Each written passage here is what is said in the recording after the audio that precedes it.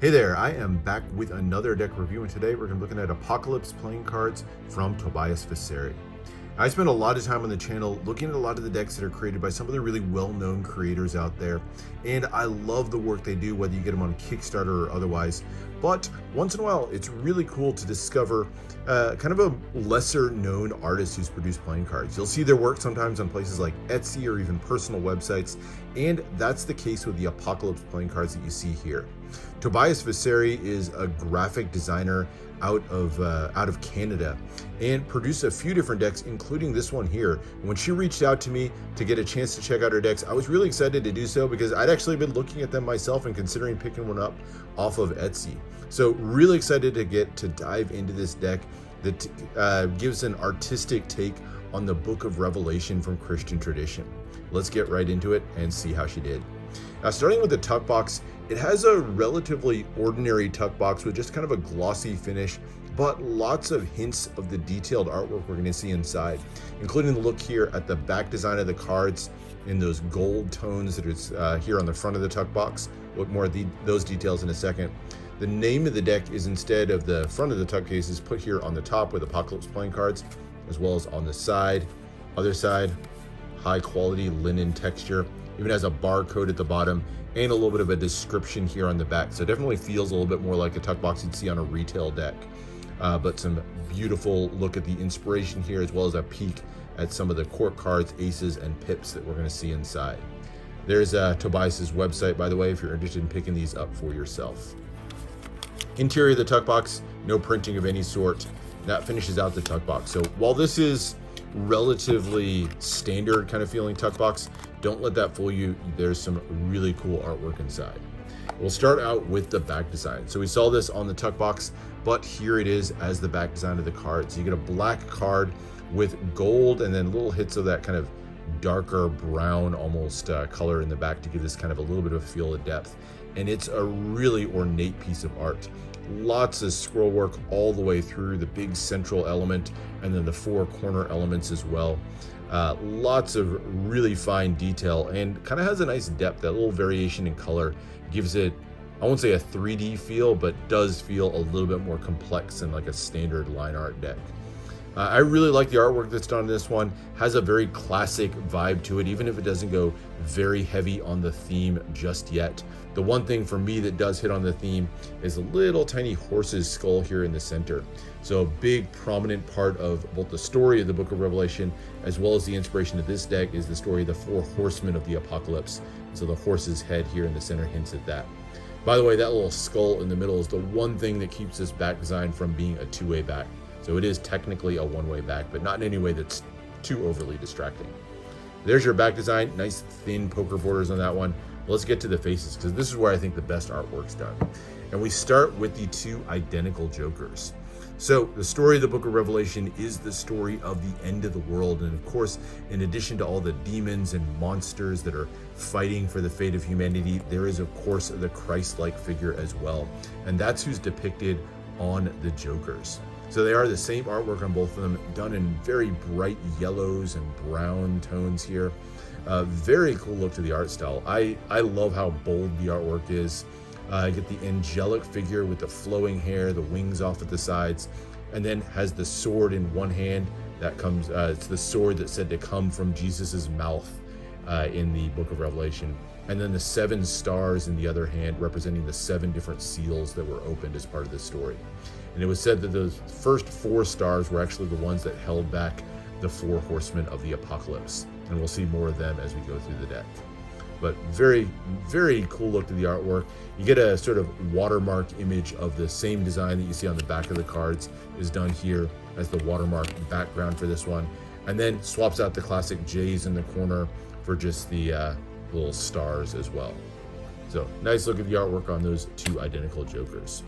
And then the 4 aces give us an artistic look at the domains of the 4 different horsemen of the apocalypse. And as you can see on these, they don't use classic suits either. Instead, going for pips that are completely redesigned to be inspired by those 4 domains. And we start off with the ace of, I guess, war, you would say. The first horseman was the horseman of war. And that's what's represented here on this bold red and gold card. Love those sort of metallic inks. The red and gold's a great combination. And the image is a really strong, nice flowing one. Has the lick of fire coming up the side, and then in the silhouette of the fire you can see kind of a city in the background, almost like that city's burning from the ravages of war, and then the multiple types of weapons propped up in the corners there. And then this lick of flame down here actually becomes the pip symbol. There is the pip and the index in the corner. And the font used here even resembles bones, kind of going after that end times feel to the whole thing. Very artistic look. The background kind of takes a slightly red hue to kind of give you one of the 4 colors that we're going to see represented throughout the deck as the 4 different suits. So that's the first horseman. And then the second horseman was Plague, and that's who you see represented on this one. Now switching out for blue tones and the blue background. And of course, plague and disease represented by the many bugs that might have carried that disease to the people. And one of those bugs, kind of a dragonfly-like character here in the center. Really nice look. I love the spread of the wings and almost kind of a cross shape on this one. And there's even little hidden elements in the shadows of the thorax and the abdomen here, like the cross bones, or even a slightly demonic face there at the top. So again, kind of a cool look to it, and I like the blues in this one. I think really come out well. Third one is Death. Probably the most intimidating for a lot of people. I can't think of Death without thinking of Skull, so that's definitely the main element. But here we'll see a lot of different shapes that are popping out in the shadows of this one, including things that look like tombstones as the teeth, or the apparitions with the scythes there at the sides. So that scythe, that classic symbol of death, kind of on the 2 sides at the top of the skull. Or my favorite element, the hourglass here at the top. You can see the flowing sands representing the passage of time and the ultimate end of life as your time expires. So again, very, very nice look. And there's green, really nice shade of green chosen on this one. And then finally, we have Famine. And this, by the way, is my favorite card in the whole deck. So Famine goes with a look at purples as the kind of primary color, so the purple and gold. And on the face of it, you can see here the image of a dying tree. So with famine, all the plant life and food would kind of wither away and die and kind of cause great harm to humanity. So not only do you see that, but then you even get this sort of ghostly image of I don't know, a demon here on the side. But that's not the end of the little hidden images in this one. You'll even be able to pick up elements like, here's an emaciated old man here reaching for a withered apple as he starves to death at the side of the tree. You can see the shadow there. Or even the eyes and the mouth of the apparition over here represents these weakened birds, or even a withered old horse down there at the bottom. Love the little details all the way throughout. There's a little bird perched there in the tree as well. Just really cool little extras to pick out as you dive your way into the image. So that's the 4 different aces. And then the number cards give you those smaller pips that are also inspired by the 4 horsemen. So of course the war pips here done as that lick of flame, and pretty classic feel to these overall, or at least the layout of the pips. And then you can get a good look at that patterned background as well. And then these, my favorite of the pips, representing plague. And on these, you can see the little bug there, and nice little detail. Bug's wearing a little plague doctor mask.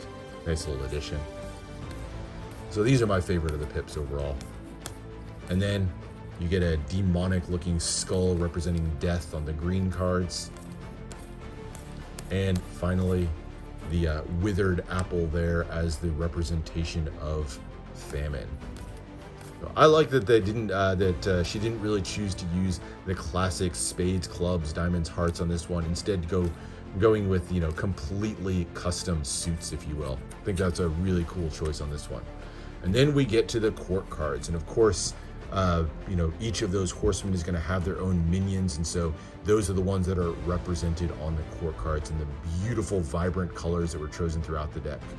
And so here, of course, we have war represented, and so you get 3 super powerful looking characters, all with weapons cast around them.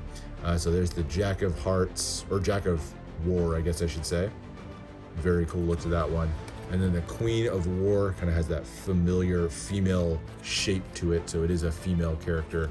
And then finally, the King of War. And so all the kings are more hitting on the horsemen themselves, and so you'll see horse elements that are brought into each of the king cards. And in this case, the King of War is depicted as a centaur, so you can see the horse legs down there at the bottom. Very cool look. This is a really cool card. All right, but then we go to the second of the horsemen as we look at plague. And so thinking like bugs, bacteria, disease of all sorts. And the Jack of Plague here, a really, really cool one. This is actually inspired by a bacteriophage. Bacteriophage is a type of virus that infects bacteria. And so that shape is a really cool kind of spidery shape. And that's what was used as the inspiration for this particular core card. And interestingly, this is not an accident, but the fact that that head there looks a little bit like a COVID-19, that's actually not an accident, and definitely very fitting for the plague theme. And then here's the Queen of Plague, kind of a slightly more feminine shape to it, but it definitely has those insectoid legs and then those bony protrusions out, kind of like wings. And the King of Plague. This one has less of a horse element, instead going for these kind of mantis legs, but you do get the little shoulder pauldrons there. They kind of have the look of horse heads, so bringing that little horse element in some small way. And then we go to Death. This one, the Jack of Death, definitely has that Grim Reaper look to it, with the kind of wings or cape going off in the background, the green wings off to the side, and then the long flowing robe, that really intimidating horn out of the top. And then the Queen here, this is a really cool one. Definitely a more abstract feel to this one. Doesn't even look particularly human. Instead, this one has the hair covering up the face entirely, and the body is made of an hourglass. Of course, the hourglass and the passage of time and the inevitability of death is represented, but this particular hourglass has kind of a creepy look to it, as you start off at the top with the babies, the beginning of life at the top, but then eventually you wear away to death, and that's what the skeleton's represented at the end. Kind of a creepy look, and those wings off to the side kind of complete the look. And finally, the King of Death.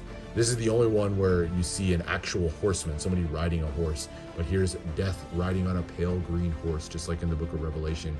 Has two scythes off to the side, the classic implement of death. And finally, we get to my favorite suit in the whole thing. This is Famine. And so each one of these represents in some way starvation, the withering of the unavailability of food that would ultimately bring this famine upon the entire land. And so here we see actually an overweight character, but all of the food that he's got in his hands is kind of withered away with those apple cores, and you can even see the hole in his stomach that just sort of speaks to the inevitability of him ever getting food again. So eventually he's going to waste away like everybody else. Love the little forks and spoons here on the banner, definitely hitting on the food theme throughout. And probably the creepiest of them all to me, this is a kind of haunting card for me, the Queen of Famine.